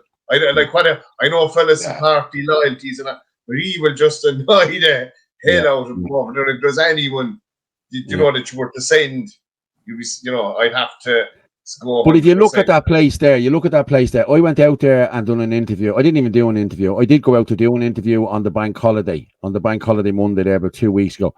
There was a French journalist over. Okay, and he was interviewing me and Dermot, and he wanted to go out there, and I went out and I done a video. And one lady asked me to leave. Who are you? What are you doing here? We don't associate with you. I wasn't there I was only there to highlight the fact that where these men were going, and where he was standing at that wall, there's a big concrete patch, and they're putting, I think it's 28-man tents onto that concrete patch. Now, what sort of life is that to bring anyone over here and put them into tents? It's disgraceful. And one man said, the whole thing is money. That's all it is. And by elites. And I do you try to go around in your head over and over again, like, what are the left at?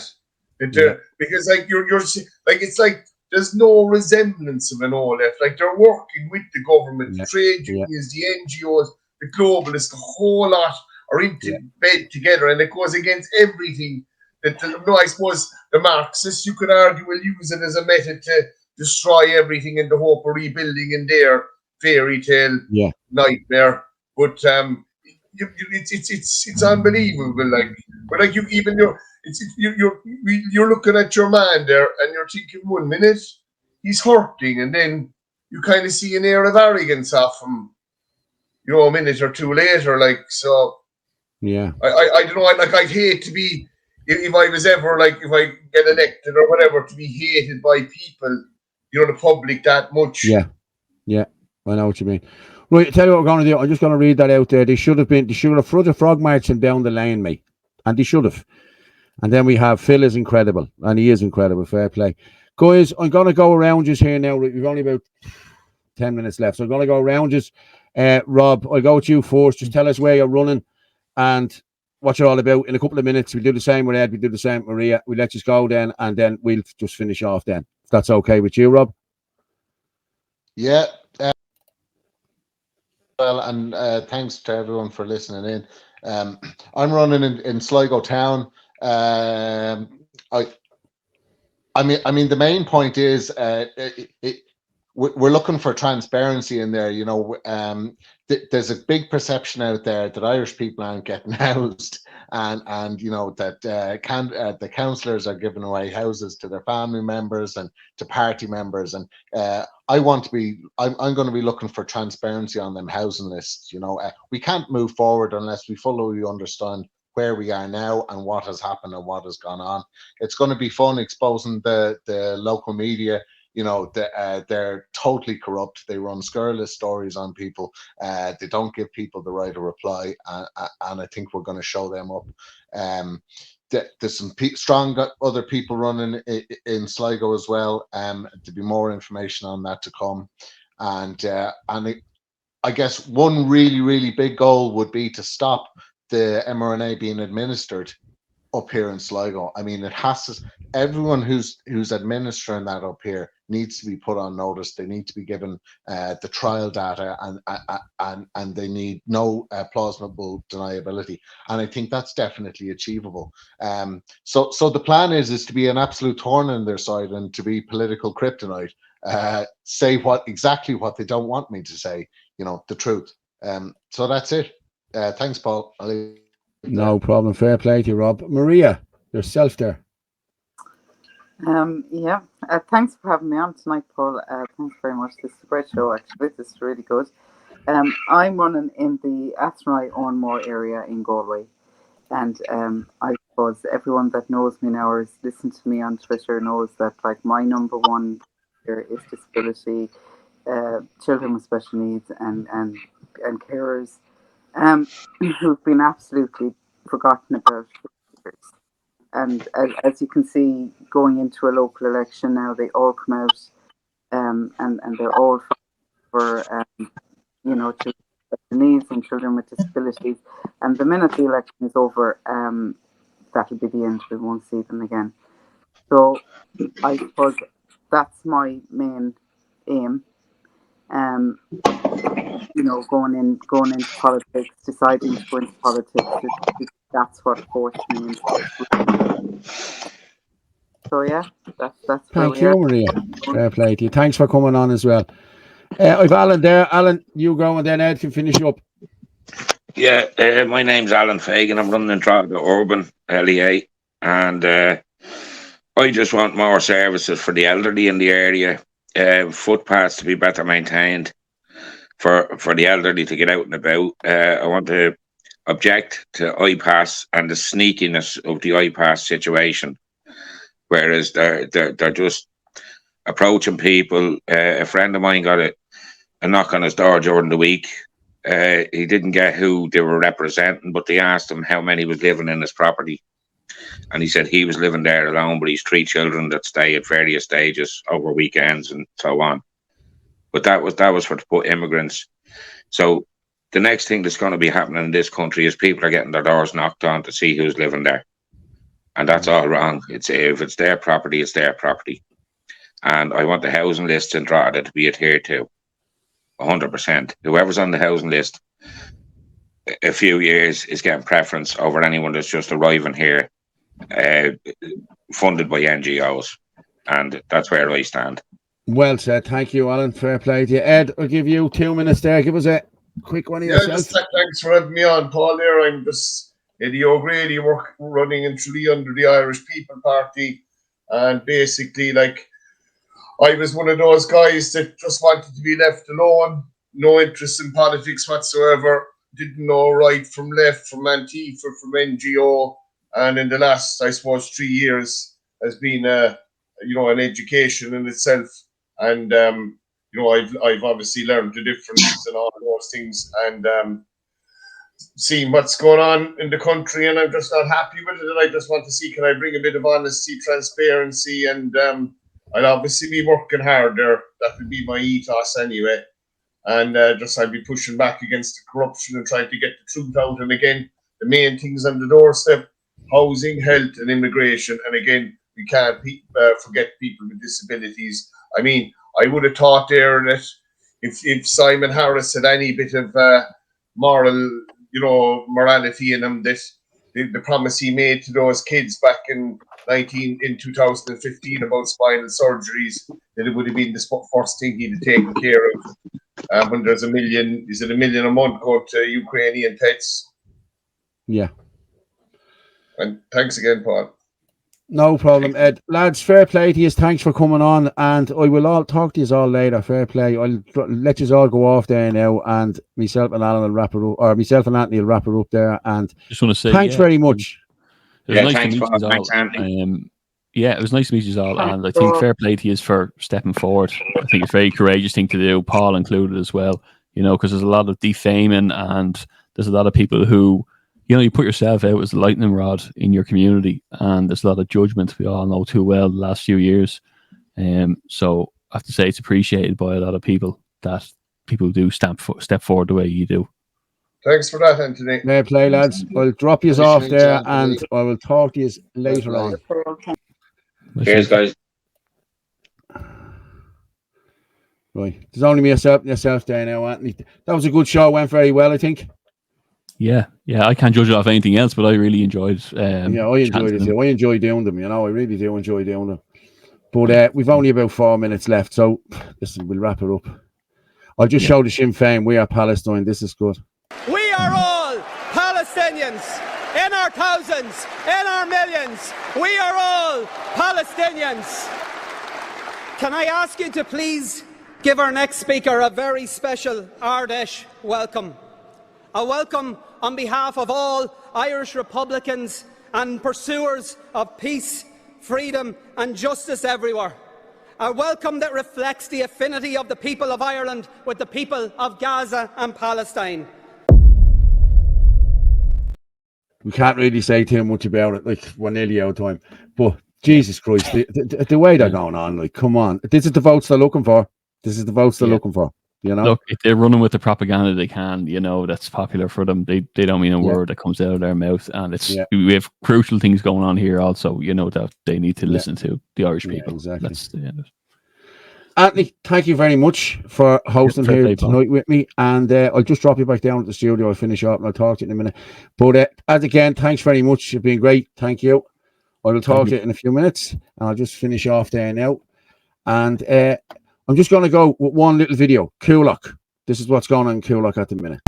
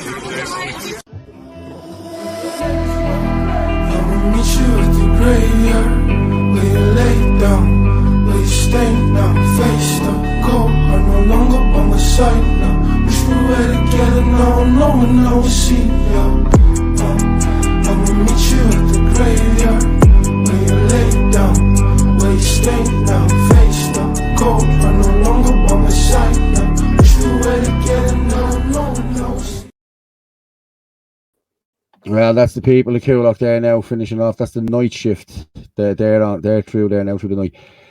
Thank you very much to Anthony Casey for co-hosting tonight with me, and Maria, Ed, Ross, Rob and Alan from the Irish People's Party. And I finish off every Sunday night with this little ditty. The truth is like a lion. You don't have to defend it. You just let it loose and it will defend itself. Good night.